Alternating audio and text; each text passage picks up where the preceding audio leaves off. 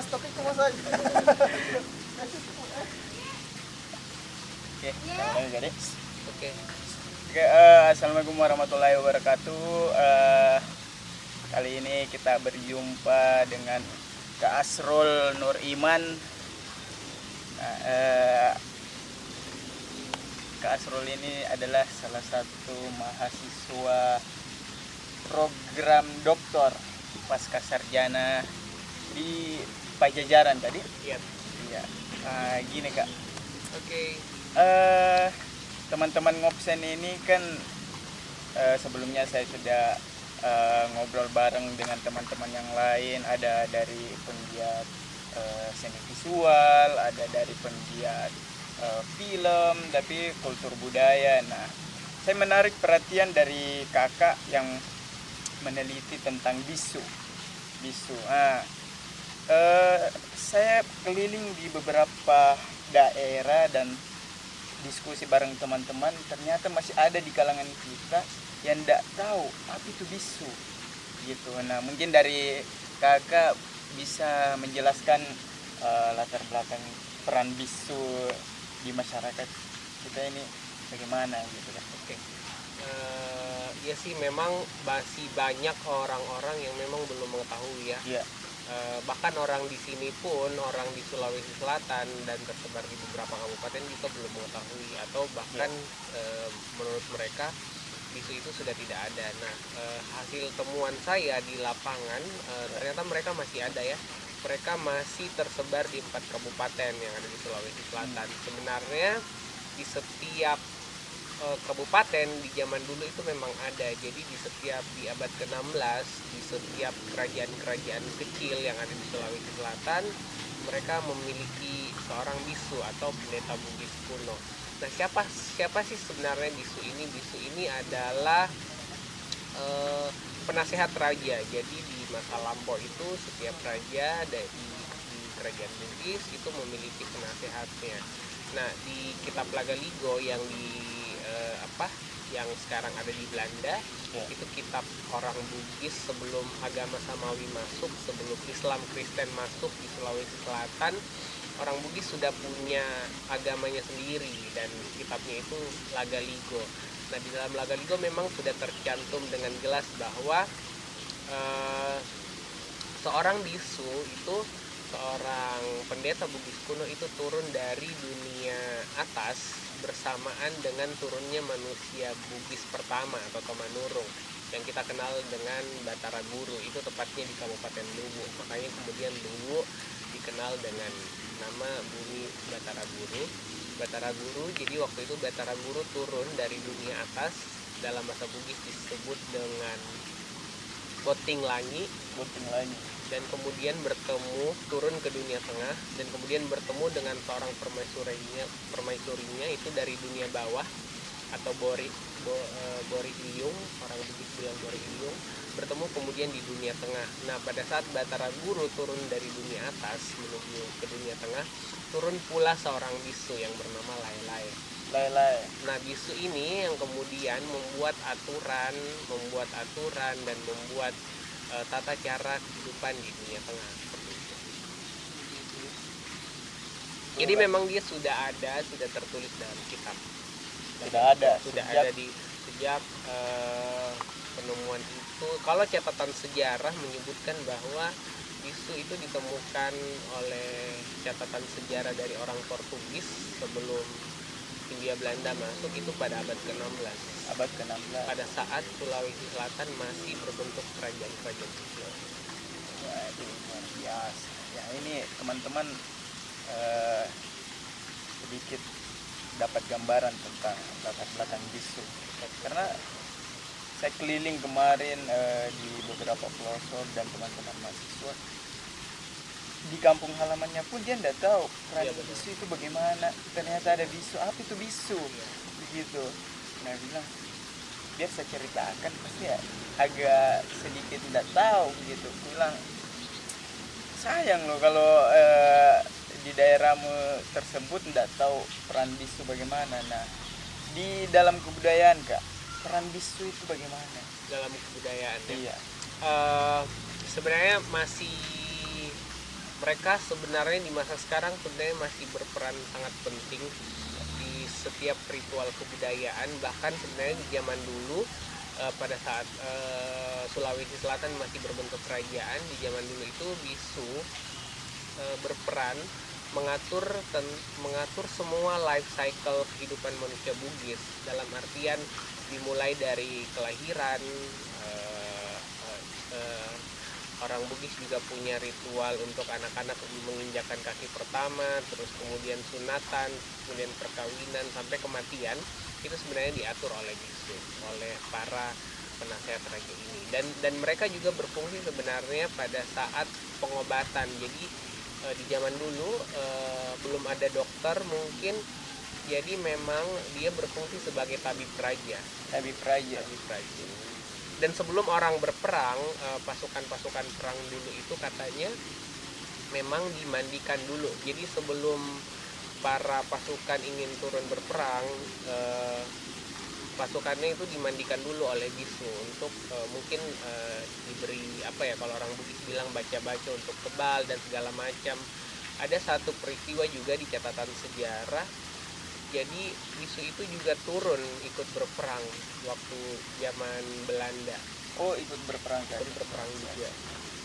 Cuma kemudian nanti dia tergeser pada tahun 1950-1960 itu dia mengalami pergeseran karena adanya gerombolan Darul Islam yang kemudian menyebut mereka sebagai musyrik. Jadi semua benda pusaka dan kemudian alat-alat kerajaan mereka dihancurkan, dan bisu dipaksa untuk ditenggelamkan, dan bisu dipaksa untuk menjadi laki-laki seutuhnya. Jadi memang bisu ini adalah waria, kalau dalam bahasa Bugis kita kenal dengan calabai. Cuman memang dia cukup sakti, dan dia bukan sekedar waria biasa, dia adalah waria-waria sakti. Sempat kontroversi tadi. Iya, dan kemudian sampai sekarang pada zaman Soeharto, karena Indonesia mengalami kekeringan, sampai pada akhirnya bisu kemudian difungsikan kembali. Jadi waktu itu semua ritual untuk menanam padi memang di beberapa kabupaten itu memang harus bisu melakukan ritual dulu, kemudian para petani turun ke sawah mereka untuk menghasilkan padi yang terbaik. Hanya seorang bisu sekarang, yang bisa lakukan ritual itu tadi. Hanya seorang bisu yang bisa melakukan ritual itu. Seperti halnya di Kabupaten Bone, jadi pada saat pelantikan bupati di masa sekarang, bupatinya nggak sah ketika belum dilantik oleh bisu. Dalam artian bisu akan menari mengelilingi para bupati itu ketika dilantik. Jadi dulunya sebenarnya sebelum bupati seharusnya raja kan, cuman sekarang Indonesia berubah jadi republik, jadi kepala pemerintahan itu tidak sah pelantikannya ketika misalnya bisu belum menari mengelilingi para pejabat Tradisinya. Tradisinya seperti itu, karena mungkin Bone masih memegang teguh adat dan budaya mereka. Nah, dalam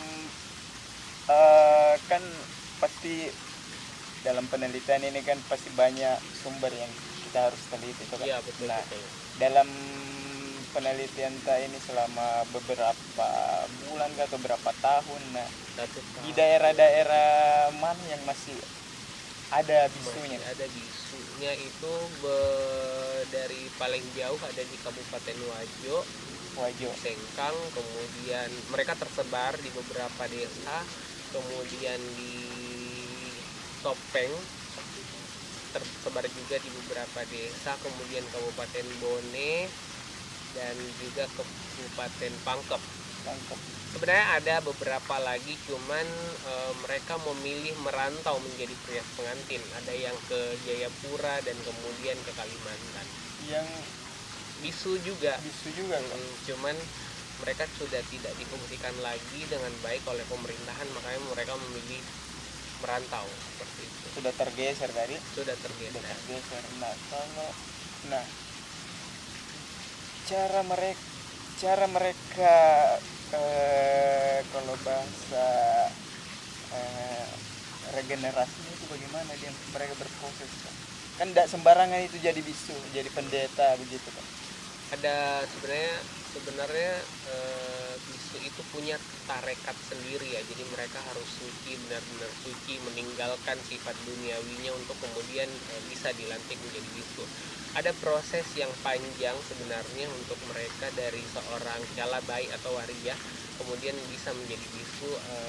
Salah satu prosesnya itu dikenal dengan ireba atau dibaringkan. Jadi mereka ada proses sebelum melakukan ritual ireba itu mereka akan berpuasa 40 hari, kemudian dikafankan, kemudian dimandikan. Ada proses panjang yang mereka harus lewati, dan kemudian ada petunjuk dari dewata. Jadi mereka percaya bahwa roh-roh leluhur menunjuk mereka sebagai perantara antara dunia tengah dan dunia atas, atau kalau kita dalam agama menyebutnya unsur spiritual ya.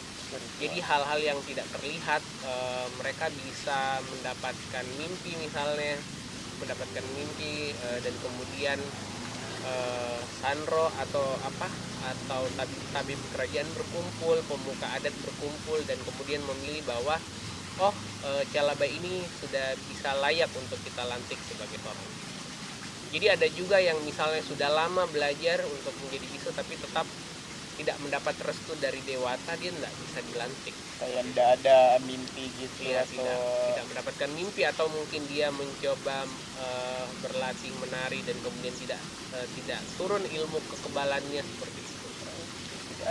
ada proses yang harus, ilmiah, ada ya. proses panjang yang mereka harus lewati sebenarnya. Sekarang total bisu yang pure bisu itu cuma 1-2 orang, sisanya sudah meninggal, dan sekarang belum ada pelantikan itu lagi, pelantikan untuk sah menjadi bisu. Jadi mereka masih bisu-bisu yang baru belajar, belum bisu seutuhnya, dikenal dengan nama bisu dewata. Nah, saya pernah turun juga di lapangan karena pendekatan intelektual juga bersama teman-teman dekat di bisunya. Ternyata proses regenerasi mereka itu cukup dibilang sangat juga, karena ada kalau mau jadi bisu harus dikubur berapa 7 malam kalau tidak salah dengar ya. Dikafani. Ya, Baru kepalanya yang ditaruh di kelihatan. Aduh, ngerinya gitu ya. termasuk ngeri. Jadi memang bisu itu adalah orang-orang yang terpilih yang kemudian bisa melanjutkan, menurut mereka akan melanjutkan tradisi nenek moyang mereka. Jadi memang tidak sembarangan orang yang bisa. Kalau misalnya di Kabupaten Wajo, mereka punya cara tersendiri. Jadi orang-orang yang tidak berketurunan darah satu daerah namanya desa Pamana itu dulunya kerajaan. Ketika orang-orang tidak memiliki turunan darah itu, mereka tidak bisa menjadi bisu. Sama halnya kalau di kabupaten, ada beberapa kabupaten yang memang jadi mereka memang beberapa turunan raja juga. Tapi kemudian sekarang bergeser jadi para waria yang ingin mengangkat derajatnya, atau maksudnya dihargai di lingkungan sosialnya, mereka memilih menjadi bisu. Tidak sembarangan memang. Tidak sembarangan. Sayangnya itu masalah. Nah, saya pernah kita sering-sering kan. Oke. Kan saya pernah dampingi meneliti 3 hari ya itu hari ya, kita di ritual adat selama 3 hari di Pangkep itu kan. Nah, saya sempat kaget juga di sana, pertama kali terjun di lapangan untuk meneliti tentang bisu. Sampai saya kaget kalau malam itu di bawah rumahnya itu penuh dengan waria. Apa ini? Kenapa sekali waria? Itu calon apa itu maksudnya itu kan? Kenapa bisa banyak begitu? Mereka jadi memang sekarang itu karena terjadi pergeseran, banyak orang mengira bahwa seorang bisu adalah waria. Jadi begini, logikanya begini, bisu itu adalah waria, tapi tidak semua waria bisa jadi bisu. Ya. Seperti itu. Tapi semua bisu bisa dipastikan adalah seorang waria dulunya. Dan waria-waria yang berkumpul itu mungkin ada beberapa memang yang ingin belajar atau menuntut ilmu atau meminta persetujuan misalnya dari Puang Matoa ya. Jadi ada kepala bisu di tiap daerah namanya Puang Matoa. Kalau di Kabupaten Wajo namanya Angkuru, seorang guru. Jadi mereka biasanya meminta mantra, misalnya meminta mantra. Jadi bisu juga itu bisa memberikan mantra. Jadi kalau misalnya dia setelah merias pengantin, ada namanya mantra untuk memindahkan hujan dari satu lokasi ke lokasi Pawang, yang lain pawang, sebagai jadi? pawang. Kemudian untuk mereka bisa memberikan mantra pemikat. Pemikat apa tuh? Pemikat. Jadi kalau misalnya orang dalam hubungan misalnya berpacaran, ada mantranya. Kemudian kalau misalnya merias pengantin, dalam bahasa Bugis dikenal sebagai Kening Rara, itu juga bisu yang punya mantra-mantra itu. Iya. Pemikat, mantra pemikat namanya.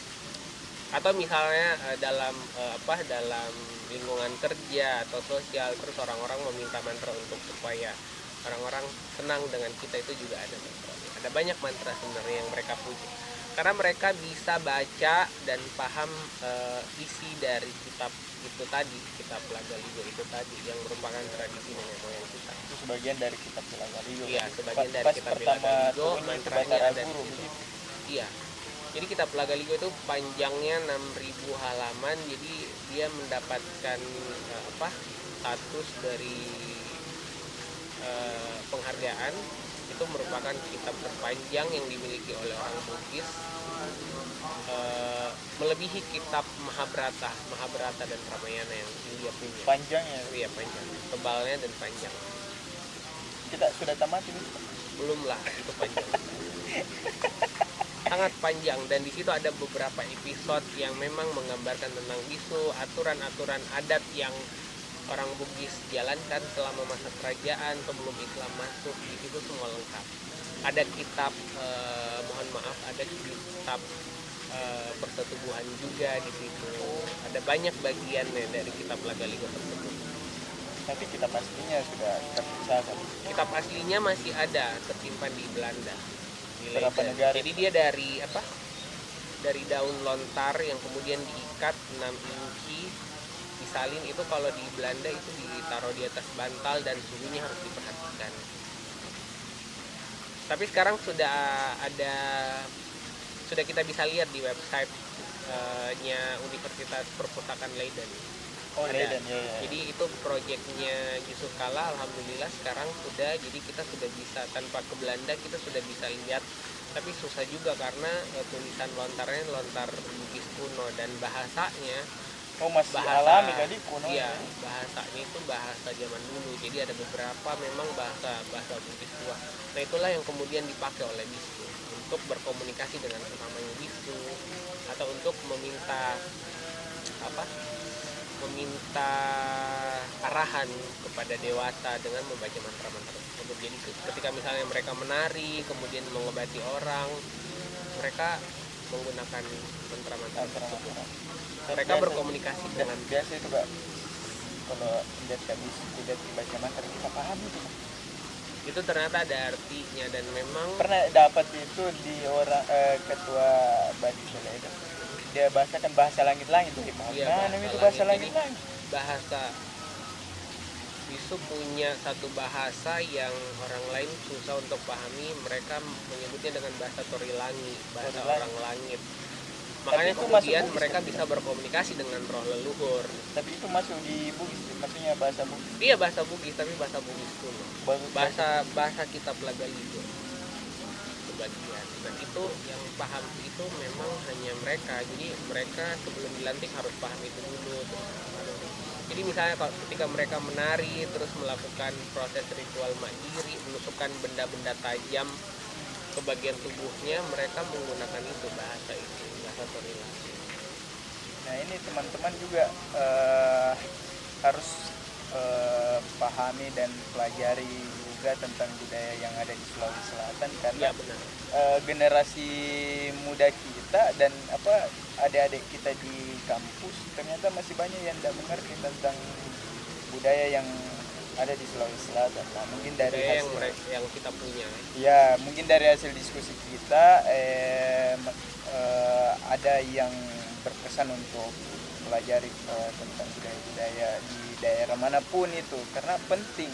Karena kalau kita tidak lestarikan, bahaya juga anunya apa Iya, akan sejarahnya akan hilang akan hilang. dengan sendirinya, padahal kita punya tradisi dan aturan memang sudah tertulis dengan baik dan benar dan rapi di kitab Iya. tersebut, yang sebenarnya harus bisa menjadi acuan bagi orang-orang Bugis yang kemudian sekarang memiliki nilai dan adat yang berdasar menurut saya.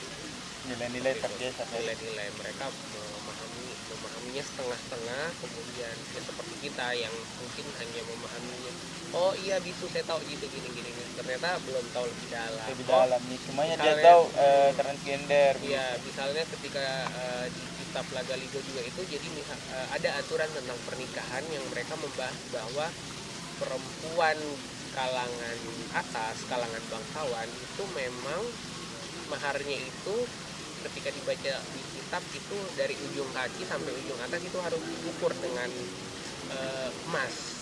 Iya, seperti itu. Pak Mas. Iya, zaman dulu seperti itu, atau sarung yang kemudian benangnya dari emas, ada benang emasnya, atau pokoknya lengkap di situ di aturan-aturan pernikahan orang Bugis. Atau misalnya laki-laki turunan bangsawan tidak boleh menikah dengan perempuan yang bukan golongan bangsawan, Harus sama sesama harus bangsawan. sesamanya bangsawan. Kemudian ada aturan bahwa mereka boleh menikah ketika misalnya istri keduanya atau kelirnya bukan golongan bangsawan. Jadi sebenarnya itu sudah teratur. Jadi ketika kita melihat kitab itu atau mempelajari kitab itu lebih dalam, sebenarnya sudah lengkap semuanya. Bahkan misalnya yang kitab Lagaligo itu yang membahas masalah persetubuhan, jadi orang harus berwudu dulu dan semacam itu sebenarnya sudah ada di orang Bugis, sudah tahu sudah dari zaman dulu. Hanya saja Ada pengobatan juga di situ, daun-daun yang berfungsi yang dilakukan oleh bisu. yang alami memang tadi. Nah, mungkin teman-teman pengen tahu Kak, sharing mahasiswa lain dalam penelitian ini butuh waktu berapa lama, nah terus metode apa yang kita pakai dalam lapangan? Oke, dalam riset di lapangan sampai sekarang sebenarnya penelitiannya sudah selesai di Desember 2018. Jadi penelitiannya terhitung dari 18 bulan sampai 2018 Desember 2018 dengan mengambil lokasi 4 kabupaten.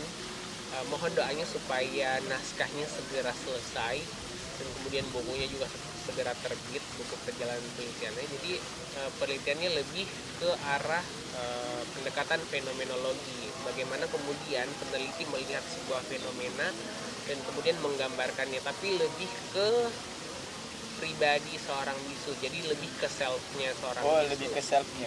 Lebih ke selfnya. Jadi bagaimana kemudian pengalaman komunikasinya, perilaku komunikasinya dalam lingkungan sehari-hari maupun ritual adat yang kemudian itu membentuk identitas gendernya, identitas gender pendeta Bugis kuno. Jadi ternyata mereka punya identitas gender tersendiri di luar dari laki-laki dan perempuan. Jadi mereka kemudian menggabungkan dua unsur ini, unsur maskulin dan feminin ini ada dalam diri bisu. Dari 10 informan yang saya teliti, 10 bisu mereka menggabungkan unsur itu dari mereka kecil sampai sekarang. Tapi mereka pure dan real mengatakan bahwa saya menjalani hidup saya seperti ini hanya untuk melestarikan adat istiadat yang nenek moyang saya punya gitu.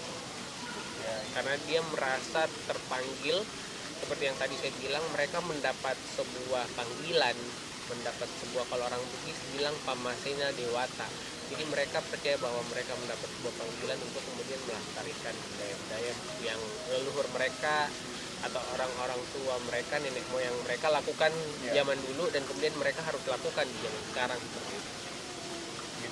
Harus regenerasi. Apalagi di era sekarang ini kurangnya budaya ini kan.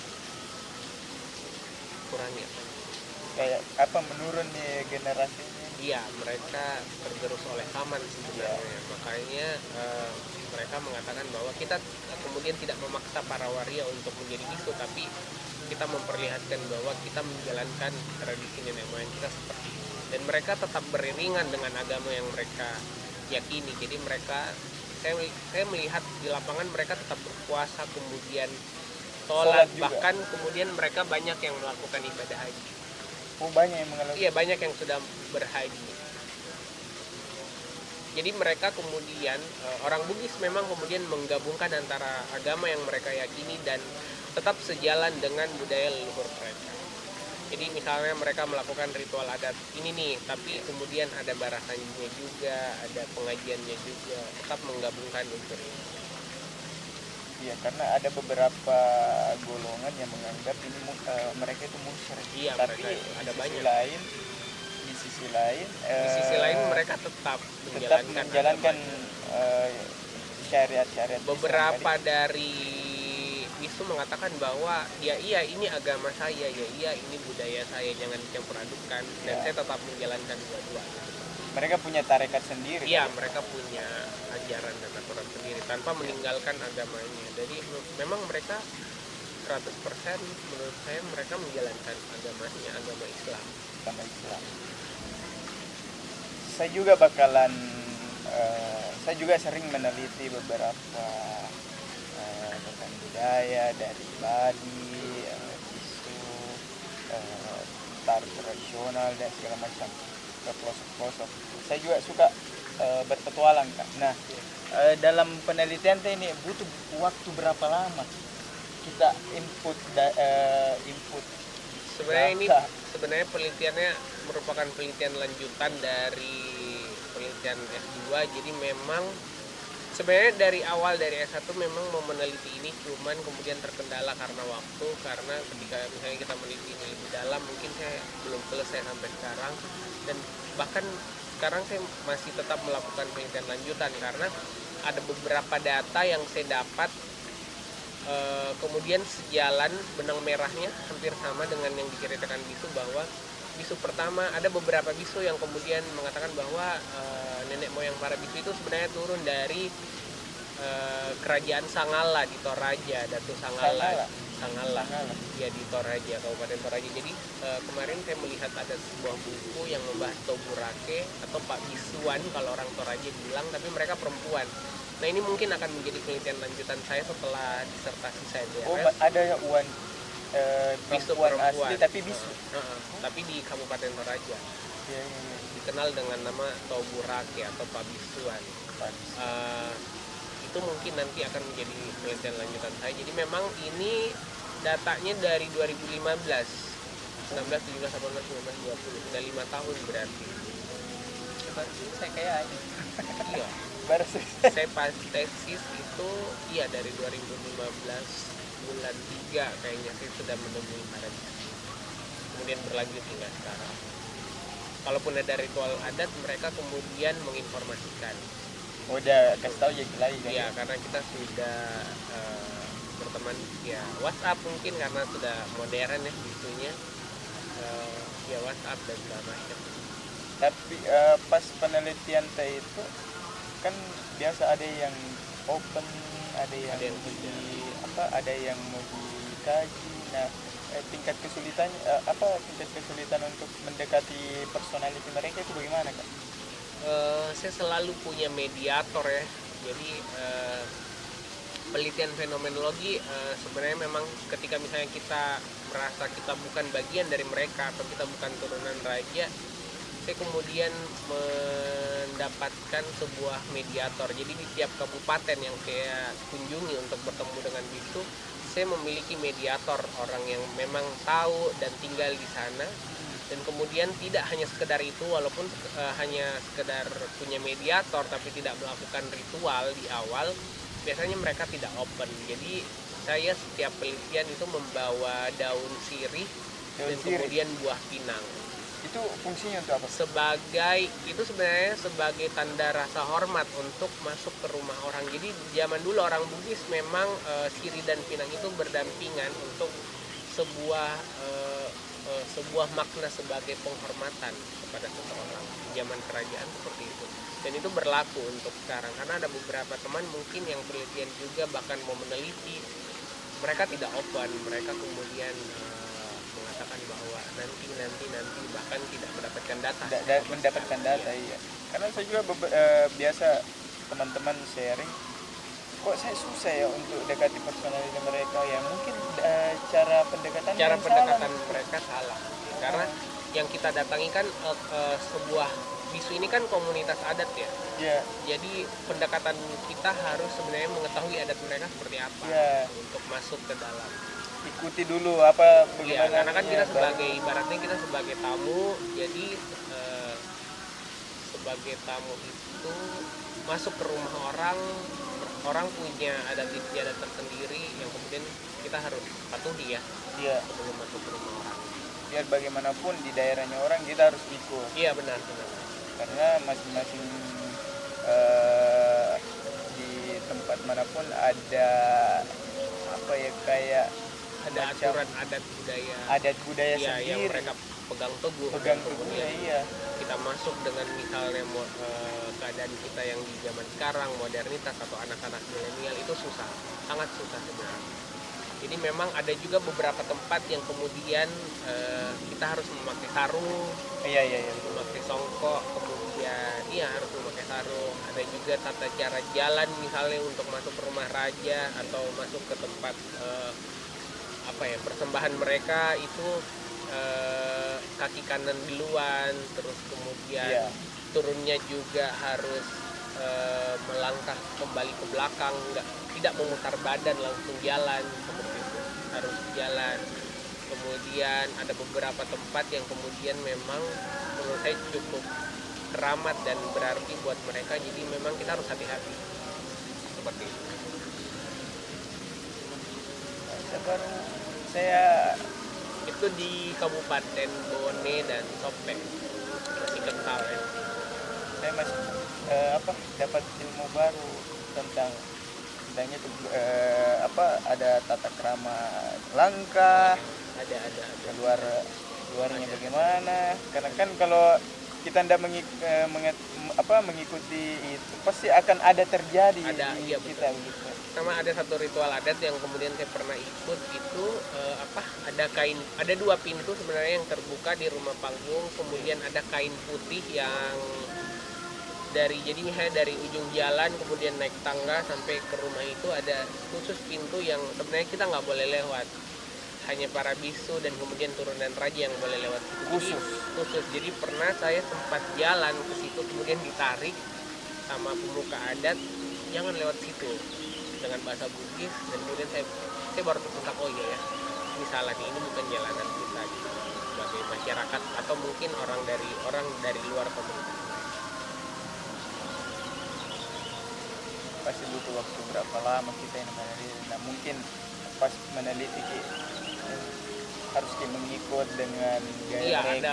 ada beberapa yang kemudian saya sudah datang di rumahnya menunggu sampai malam, kemudian mereka belum open, ya kemudian saya kembali lagi ke Makassar, itu di Pangkep, kemudian besoknya baru saya datang lagi. Jadi kita harus melihat situasi dan kondisi juga. Atau misalnya pada saat mau mau bulan puasa, bulan Ramadan ataupun setelah Ramadan, mereka banyak melakukan hiasan pengantin. Jadi itu waktu yang tidak tepat untuk melakukan riset. Atau kita hanya boleh ikut tapi nggak nanya-nanya, cuma melihat kegiatan mereka, aktivitas mereka, karena mereka sibuk dengan hiasan. Kita baca pergerakan mereka juga. Iya, kan? iya, harusnya seperti itu. Harusnya kita paham. Ya, oke lah Kak. Mungkin sampai di sini diskusi karena Siap, maghrib nih juga. sudah senja. Iya, Nanti mungkin bisa dilanjutkan lagi edisi Iya. berikutnya. iya mungkin Atau teman-teman yang dari ingin hasil bertanya obrolan kami di Ngobsen ini, ngobrol seni. Ngobsen. Iya, siapa tahu ada ilmu yang bisa dipetik oleh teman-teman tentang budaya bisu bagaimana. Karena kenapa saya mengangkat tema kajian komunikasi bersama Kak Asrul Nur Iman, karena beberapa di lapangan saya bertanya, berdiskusi tentang budaya-budaya manapun, dan mungkin bisu masih ada beberapa teman-teman yang tidak tahu. Nah, mungkin dari hasil diskusi saya dengan Kak Asrul bisa membuka untuk belajar kembali, mengkaji lagi tentang budaya kita yang ada di Sulawesi. Karena kalau kita tidak pelajari, tidak ada generasi kita juga yang akan teruskan begitu. Nah, saya pamit Kak dari Ngopsen, mungkin Thank you. kita bisa berdiskusi di materi lain lagi tentang kajian-kajian komunikasi apapun itu ya Kak. Siap. Sampai jumpa Kak. Sampai ketemu lagi. Assalamualaikum warahmatullahi wabarakatuh. Waalaikumsalam. Salam Ngopsen.